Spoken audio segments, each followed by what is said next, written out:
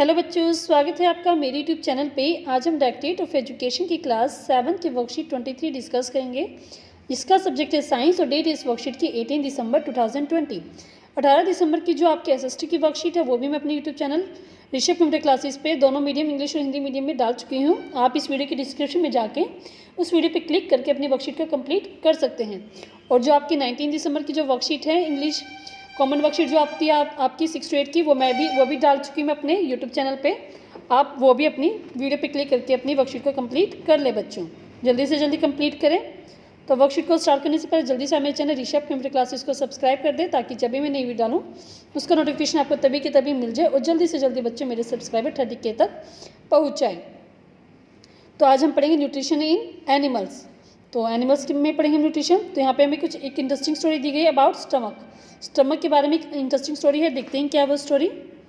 तो working of A stomach was discovered by strange accident. जो working थी stomach की, जो हमने लास्ट वर्कशीट में पढ़ी थी, वो एक बहुत ही स्ट्रेंज एक्सीडेंट के द्वारा हमें समझ में आई थी। क्या हुआ था? इन 1822 a man named Alexis stone ST. Martin. तो जो मार्टिन जो थे उनका क्या हुआ है, 1822 में उनका एक एक्सीडेंट हो गया and was badly hit by shot gun. तो उनकी पेट में क्या लगी? गन लग गई। The bullet had seriously damage the chest wall and made a hole in his stomach. जो बुलेट थी उन्होंने उसकी चेस्ट को बिल्कुल ख़राब कर दिया, ख़त्म कर दिया एंड उनके स्टमक में एक होल बना दिया। ठीक है, यहाँ पे दिखाई दे रहा है। He was brought to an American army doctor. तो उनको एक अमेरिका के आर्मी डॉक्टर के पास ले जाया गया, जिसका नाम था विलियम बीनोट। ठीक है, William Beaumont. The doctor save the patient but he could not close the hole properly. Doctor ने क्या किया, उसकी जान तो बचाई, लेकिन जो है वो होल जो बना था उनके स्टमक में उसको कम्प्लीटली बंद नहीं कर पाए एंड लेफ्ट इट बैंडेज। और उसको सिर्फ बैंडेज लगा कर छोड़ दिया। Beaumont took it as a great opportunity to see the inside of the stomach. तो बियरमाउंट जो थे उन्होंने इसको एक बहुत अच्छी अपॉर्चुनिटी के रूप में देखा कि वो उन्होंने क्या सोचा कि अब वो क्या करेंगे, स्टमक के अंदर क्या क्या होता है वो इसके थ्रू वो देख लेंगे, थ्रू द होल, वो होल की हेल्प से वो देख लेंगे। He made some wonderful observation. उसने बहुत अच्छे ऑब्जर्वेशन उससे निकाले। तो देखते उन्होंने क्या क्या ऑब्जर्वेशन निकाले। Beaumont found that the stomach was churning food. उन्होंने देखा कि जो स्टमक है वो भोजन को चूर चूर कर रहा है, मतलब उनके छोटे छोटे टुकड़े कर रहा है। It's wall secreted A fluid. और जो वॉल है वो एक फ्लूइड सिक्रेट करती निकालती है, which could digest the food, जो कि भोजन को पचाने में मदद करती है।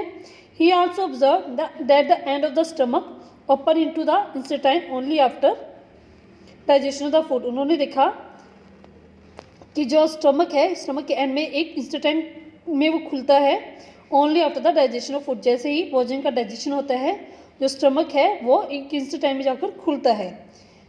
Digestion of the food into the stomach is complete. जब हमारे स्टमक में भोजन का डाइजेशन पूरा हो जाता है तो स्टमक क्या है वो एक इंस्टेंट में जाकर खुलता है बच्चों। यह लास्ट वर्कशीट में हमने कहा था कि स्टमक जो है नीचे से क्या होता है वो इंस्टेंट से कनेक्ट रहता है, जो कि हमारे वेस्ट मटेरियल को हमारे शरीर से बाहर निकालने में इंस्टेंट में जाते हैं। उसके बाद वो हमारे शरीर से एनिल्स के द्वारा बाहर निकाल दिए जाते हैं बच्चों। ठीक है, तो आगे देखते हैं diarrhoea. The condition in which a person passes out watery stool is frequently is called the diarrhea। तो डायरिया क्या होता है? जिसमें जो व्यक्ति है वो अपने जो एक वाटर की फॉर्म में स्टूल मतलब वेस्ट को निकालता है जल्दी जल्दी से, तो उसको हम बोलते हैं डायरिया। ठीक है, डायरिया इज कॉल्ड दस्त इन हिंदी। तो हिंदी में इसको क्या बोलते हैं? दस्त। It may be caused by an infection, food poisoning और इंजेक्शन। तो किस कारण हो सकता है बच्चों? इन्फेक्शन की वजह से भी हो सकता है, फूड पॉइजनिंग मतलब अगर हम कुछ बेकार खाना खा लें उसकी वजह से भी होता है, और इंजेक्शन अगर हम खाना खा रहे हैं वो हम प्रॉपरली अंदर ना लेके जा पाए, हम जल्दी से उसको ख़त्म खा ले, तो उसको भी कहते हैं इंजेक्शन की वजह से होता है। Diarrhoea is a kind of disease. Diarrhoea के एक प्रकार की बीमारी है। It is very common in India. और ये इंडिया में बहुत ज़्यादा कॉमन है, पर्टिकुलरली अमंग चिल्ड्रन। और ज़्यादातर ये बच्चों में पाई जाती है। Under severe condition it can be fatal. अगर ये भयानक हो जाए तो ये बहुत ही खतरनाक हो सकती है।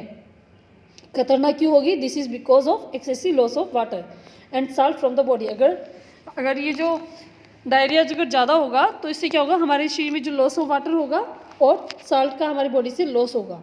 Diarrhoea should not be neglected. इसलिए जो डायरिया है उसको नेग्लेक्ट नहीं करना चाहिए, उसको नेगलेक्ट नहीं करना चाहिए, ठीक है। Even before the doctor is consulted the patient should be given plenty of boiled and cooled water.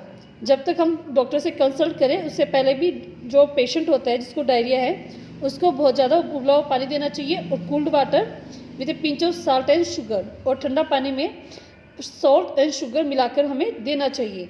This is called oral rehydration solution.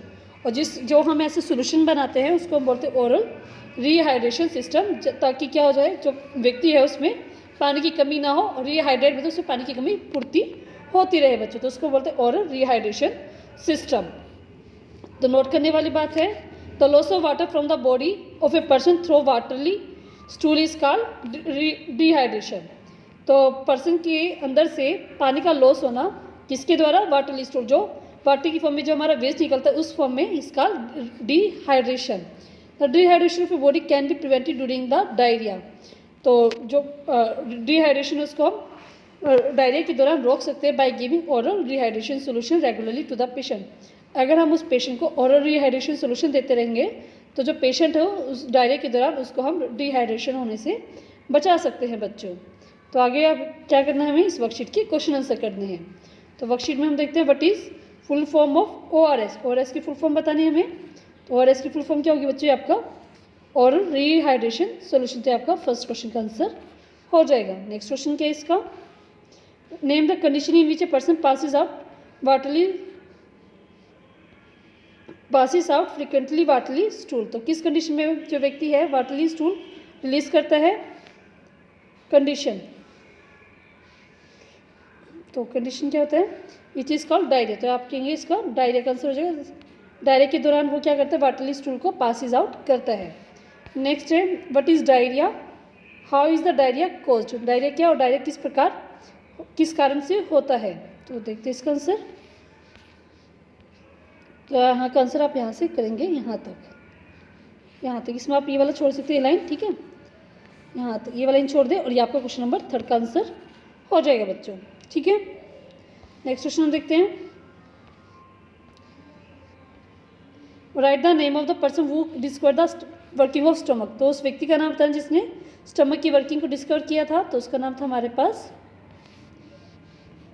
William बियोमाउंट, ठीक है। तो ये हमारा इसका आंसर है, ये आपका क्वेश्चन नंबर 4 का आंसर। इस व्यक्ति ने क्या किया था, स्टमक की वर्किंग के बारे में डिस्कवर किया था। लास्ट क्वेश्चन है इस वर्कशीट का, how can we make the oral rehydration solution at home. तो ओरल रिहाइड्रेशन सोल्यूशन आप कैसे बनाएंगे, अगर आपको भी कभी डायरिया होता है तो आप क्या करेंगे, boiled and cooled water with A pinch of salt and sugar dissolve in it. आप क्या करेंगे, पहले गर्म पानी करेंगे, उसको थोड़ा कूल करेंगे और उसके बाद आप क्या करेंगे, उसको ठंडा करके उसमें नमक और चीनी मिलाकर ले लेंगे। तो इससे क्या कहते हैं, उसको ओरल रिहाइड्रेशन सोल्यूशन कहते हैं। आपका क्वेश्चन नंबर 5 यानी कि लास्ट क्वेश्चन का आंसर हो गया बच्चों। तो पूरी वर्कशीट बच्चों हमारी कंप्लीट हो गई। अब आप एक काम करेंगे, मेरे ऋषभ कंप्यूटर क्लासेस को आप सब्सक्राइब कर देंगे बच्चों। सब्सक्राइब करने के लिए आपको इस वीडियो के नीचे आपको सब्सक्राइब का बटन मिलेगा, तभी आप सब्सक्राइब कर पाएंगे मेरे चैनल को।